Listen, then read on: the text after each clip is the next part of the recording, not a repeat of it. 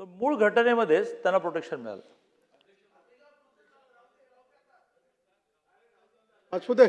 अध्यक्ष महाराज अध्यक्ष महाराज एका महत्वाचा विधानसभा विधेयकावर चर्चा सुरू आहे. फक्त प्रश्नोत्तर चालू झाले, खरं तर त्यावर मुद्दे मांडून चर्चा व्हावी ही अपेक्षा असते. हा बिल दिला ना त्यांनी, बिल दिला, हे बिल आलं म्हणणंच चर्चा आहे. बिल आलं ना 6 नंबरचं, मग बिल आलं आहे, फक्त इंट्रोडक्शन नाही आहे, कन्सिडरेशन आहे, पुनर्स्थापनार्थ नाही आहे, विचारार्थ आहे.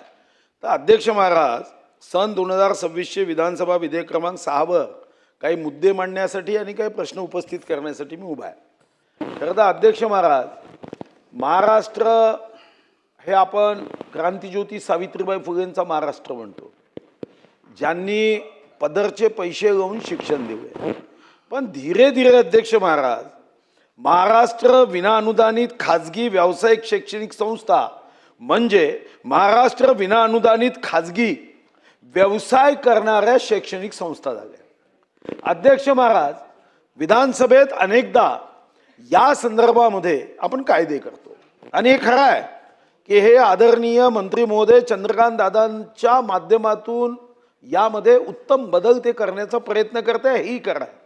कारण शिक्षण क्षेत्रातला त्यांचा अभ्यास, त्यांनी या क्षेत्रात देशभर केलेलं कार्य, पण यासोबत काही गोष्टी या माननीय मंत्री महोदयांनी लक्षात घेण्याची आवश्यकता आहे.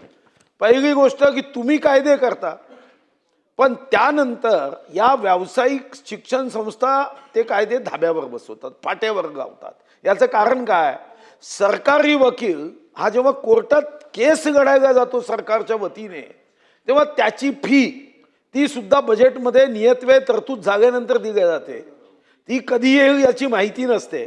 आणि म्हणून या संदर्भातल्या सुप्रीम कोर्टात गेलेल्या केसेसपैकी 99% केसेसमध्ये सरकार हारतं आणि व्यावसायिक शिक्षण संस्था ज्यांच्या आहे ते जिंकतात. आणि सभागृहात केलेले कायदे किंवा तत्सम नियम, मंत्रालयात केलेले GR याचा काहीही अर्थ राहत नाही. म्हणून माझी पहिली सूचना आहे की यावर जसं पंचायत राज आहे, आता या संदर्भामध्ये आपण इतर आमदारांच्या समित्या आहे. व्यावसायिक शिक्षण हे या देशात 28 राज्य आणि 8 केंद्रशासित प्रदेशापैकी अतिशय मोजक्या ठिकाणी, कारण ज्यांच्या राज्यात क्रांतिज्योती सावित्रीबाई फुलेंचा जन्म झाला नाही ते मात्र त्यांच्या मार्गावर चालतात. शिक्षण विकायसाठी नाही, शिक्षण हे संस्कारासाठी आहे. स्वैराचारी शिक्षण नव्हे, संस्कारी शिक्षण द्यावं या भावनेने काम करतात. आणि दुर्दैवाने महाराष्ट्रामध्ये मात्र शिक्षण हे विकाऊ झालं. एक दिवस एक व्यक्ती त्याच्या मुलाला घेऊन एका महागड्या गाडीत माझ्याकडे आला, पत्रिकाही महागडी होती. सहज आपण विचारतो की तुमच्या मुलाचं लग्न आहे, तुम्ही काय करता? म्हणून मी प्रश्न केला की याचं लग्न हा काय करतो? आमच्या 15-20 संस्था आहे. म्हणजे हा धंदा आहे? 15-20 संस्था असणे हा धंदा नाही आहे. आणि या ठिकाणी आपण जमिनी देतो, गायरान जमिनी दिल्या, आणि त्यानंतर सुद्धा पुन्हा तुम्ही सांगताय की 15% जागा या साधारणतः त्यांना विक्री योग्य आपण उपलब्ध करायच्या. तर माझा पहिला प्रश्नचिन्ह आहे की कोणतीही संस्था जेव्हा आपण रजिस्टर्ड करतो ती मुनाफ्यासाठी नाही. दुसरा मुद्दा अध्यक्ष महाराज की आपण 2015च्या कायद्याला सुधारणा करतोय. आता या 15च्या कायद्याला सुधारणा करताना मग एक गोष्ट लक्षात आली नाही की या संदर्भामध्ये या प्रवेश शुल्काचं विनियमन करण्यासाठी एवढ्या वयाची माणसं ठेवणं काही गरजेचं आहे का? म्हणजे तुम्ही असं म्हणताय की अध्यक्ष व सदस्यांचा पदावधी हा 3 वर्षे किंवा वयाची 70 वर्षे पूर्ण होईपर्यंत यापैकी जे अगोदर घडेल ते आणि ते आणखी केवळ 3 वर्षाच्या एका कालावधीसाठी पुनर्नियुक्तीस पात्र असतील अशी तरतूद करण्यासाठी कलम 8 मध्ये सुधारणा करतोय. पण तुमच्या कायद्यामध्ये अशी सुधारणा नाही.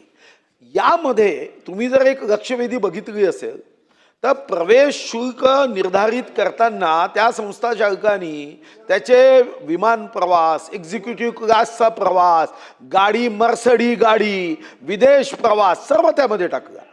आणि आता ठीक आहे, तो खर्च त्या समितीने प्रश्नचिन्ह निर्माण केलं. पण तो विमानात फिरायसाठी फी कोणी भरायची? ज्याला शिक्षणाची आस आहे, जो एक गव्यासारखा एखाद्या शेतकऱ्याच्या कुटुंबात जन्म घेतो, पण शिकावं ही इच्छा आहे म्हणून आईचं मंगळसूत्र गहाण ठेवतो आणि तो तिथं शिकायला जातो.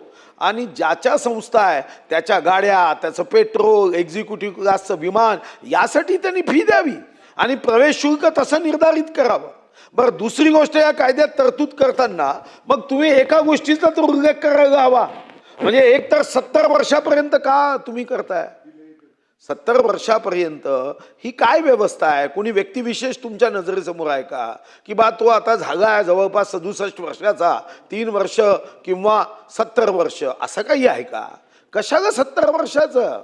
नवीन टेक्नॉलॉजी आहे, आता आर्टिफिशियल इंटेलिजन्स आली आहे, जग पुढे जात आहे आणि प्रवेश शुल्क ठरवणारा मात्र हा 70 वर्षापूर्वीचा वय असणारा कशाला देता तुम्ही?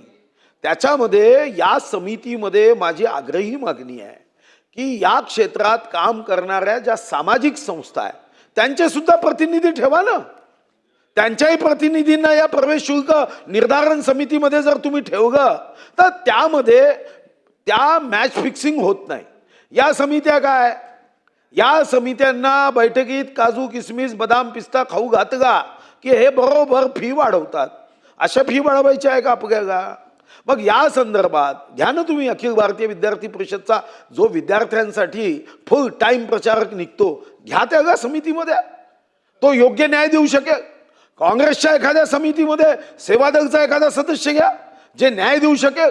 पण शेवटी तुम्ही यामध्ये आता बरं, दुसरं, आता मागच्या वेळी समितीमध्ये जे सदस्य नियुक्त केले त्यांच्या विभागीय चौकशा झाल्या होत्या. असे लोक ज्यांच्यावर डाग आहे असे लोक या समित्यामध्ये नियुक्त करायचे का? या समितीमध्ये मग तुम्ही कायदा बदल करत असताना वयोमान जसं केलं तेव्हा सरकारी किंवा इतर ठिकाणी सदस्य नियुक्त करायचा असेल तर बेदाग राहायला पाहिजे. त्याच्यावर त्याच्या कामाच्या आयुष्यामध्ये त्यांनी जे काम केलं त्या आयुष्यामध्ये त्याची कोणती विभागाची चौकशी असता कामा नये. कायद्यात तरतूद करा. तुम्ही फक्त समिती तयार केली, निवड समिती मुख्य सचिव महोदयांची, ही केली, चांगली केली. पण अध्यक्ष महाराज, आपण मागच्या वेळी बघितलं ना, MPSC मध्ये एक पोलीस अधिकारी ज्याच्यावर डाग होता, ज्याच्या चौकशा होत्या, भ्रष्टाचाराची ज्याच्यावर तक्रार झाली, भ्रष्टाचाराची चौकशी झाली, तो MPSCचा सदस्य झाला अध्यक्ष महाराज. म्हणजे तो MPSC मध्ये बसून प्रामाणिक पोलीस अधिकाऱ्याची निवड करणार आहे. तर अध्यक्ष महाराज, मला आपल्याला माननीय मंत्री महोदयांना आग्रहाने सांगायचं आहे की या समितीच्या संदर्भात वय वाढवा, 70 करा, 80 करा, 90 करा, पण कमीत कमी त्याच्या कार्यकक्षेला आणि त्यामध्ये असणाऱ्या त्याच्या व्यक्तिमत्वाला काहीतरी त्या कायद्याच्या चौकटीमध्ये तुम्ही अध्यक्ष महाराज केलं पाहिजे. अन्यथा अध्यक्ष महाराज, या ठिकाणी शिकणारे जे लोक आहे ते शिक्षण नक्की घेईल, पदवी घेईल, पण अध्यक्ष महाराज या संदर्भात आयुष्यभर त्यांच्या मनामध्ये खंत असेल, भावना असेल की मी फुकट शिकलो नाही, मी 3 पट पैसे देऊन शिकलो, मी 5 पट पैसे देऊन शिकलो. आणि शिक्षणाचा आधार काय, जो माननीय मंत्री महोदय म्हणाले, NRI कोटा म्हणजे काय माहिती आहे का अध्यक्ष महाराज? तिथं असणाऱ्या एखाद्याच्या घरी असणारा काम करणारा नौकर जरी असेल ना, त्याच्याशी दुरून नातं काढायचं आणि सांगायचा NRI कोट्यामध्ये आहे.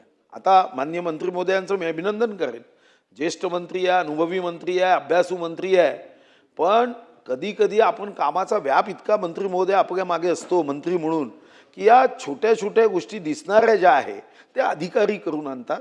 आणि आपणही तुम्ही बघितलं असेल, मी तर कधी मंत्री ॲफिडेव्हिट कोर्टाचं मंत्र्याला दाखवलं जातं हे मी कधीच पाहिलं नाही. फक्त मी स्वतः जेव्हा अफजल खानाच्या कबरीचं अतिक्रमण हटवलं तेव्हाचं ॲफिडेव्हिट मी स्वतः पाहून केलं. पण जनरली अधिकारी ॲफिडेव्हिट आपल्याला दाखवत नाही.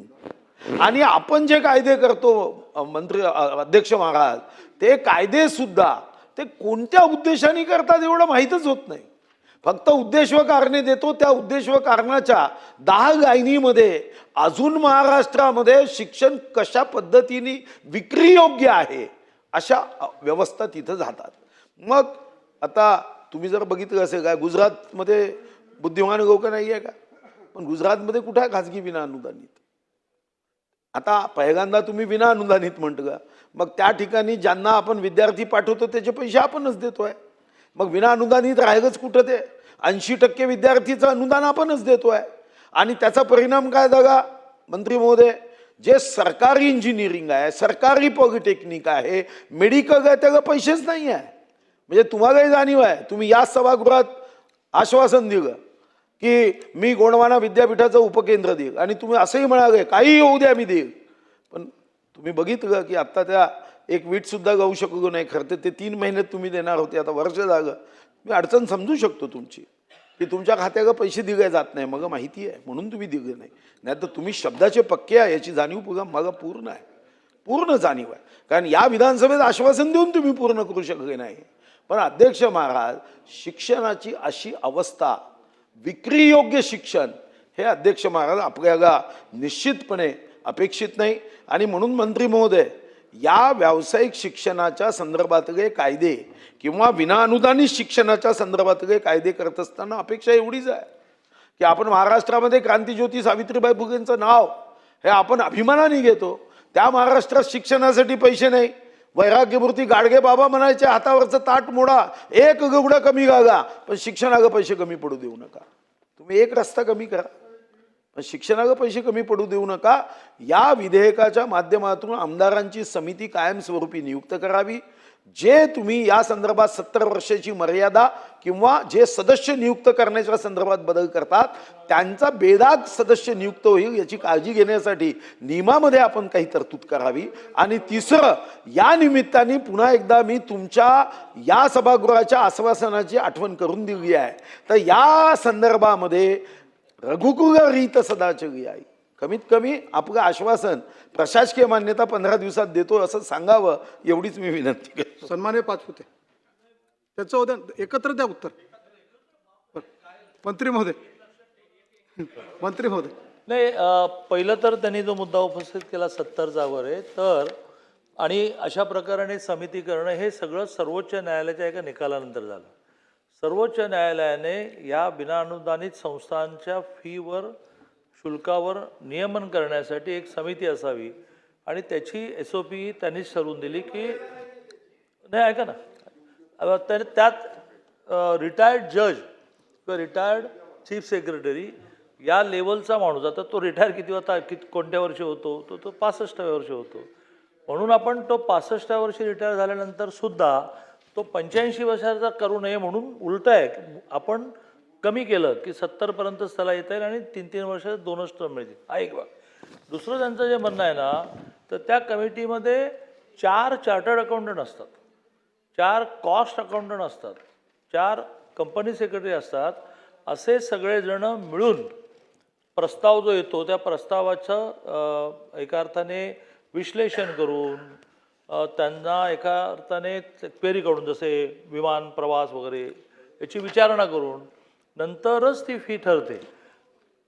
सुधीर भाऊंनी कायद्यामधले सगळे क्लॉजेस वाचले नाहीत, त्यामुळेच ती फी ठरल्यानंतर आता त्या शुल्क नियंत्रण समितीच्या फीला चॅलेंज नव्हतं. आम्ही ह्या सुधारणेमध्ये त्या शुल्क नियंत्रण समितीमध्ये समजा एखाद्या कॉलेजला कमी फी ठरवून दिली कोणत्या ना कोणत्या कारणाने, तर त्याला अपील करता येईल अशी व्यवस्था केलेली आहे. ज्यांचा त्या संस्थेशी संबंध नाही त्याने ह्याला जास्त फी ठरवून दिली, अशा प्रकारची केस दाखल केली तर त्याची प्रोव्हिजन नव्हती, ती प्रोव्हिजन उभी केली. आणि सुधीर भाऊंच्याच आग्रहाप्रमाणे ही समिती आता आम्ही आणखीन एक विचार करतोय की मोठ्या प्रमाणावर एक 400-500 CA ICWA अशांचं पॅनल आपल्याला तयार करता येईल का, आणि जे कॉलेज शुल्क वाढवून मागेल त्यांचा प्रस्ताव जमा झाल्यानंतर प्रत्यक्ष फील्डमध्ये जाऊन आपल्याला त्यांनी कमान केली असं दाखवलं, हॉस्टेल केलं असं दाखवलं, त्याची पाहणी करता येईल का. आता ती यंत्रणा कमी आहे आपल्याकडे, आधारे निर्णय करतो तर आपण ती प्रोव्हिजन करतोय. सगळ्यात महत्त्वाचं म्हणजे ही प्रोव्हिजन करतोय की त्याला चॅलेंजच नव्हतं, त्यांनी निर्णय दिला की संपला विषय. अशा खूप करेक्शन्स आणतो. त्यांनी जो मुद्दा मांडला की केसेस ॲफिडेव्हिट वगैरे विषयात, तर हा जो आपण NRIच्या विषयामध्ये कायदा केला तो संस्थाचालकांना आणि असे जे एजंट होते त्यांना फार महागात पडला. आणि त्यावेळी याची केस नागपूर खंडपीठात चालली, संभाजीनगर खंडपीठात चालली, मुंबई खंडपीठात चालली, त्या सगळ्या ठिकाणी आपण केस जिंकलो. आपण अतिशय ताकदीने हे न्यायालयाच्या लक्षात आणून दिलं की ही हळूच केव्हा तरी NRAची व्याख्या डायल्यूट केलेली आहे आणि याच्यातून घोटाळा होतो. त्यांचा विषय वेगळाच आहे. तो आहे की मागच्या एका अधिवेशनामध्ये गोंडवाना विद्यापीठाचं सबसेंटर मान्य केलं.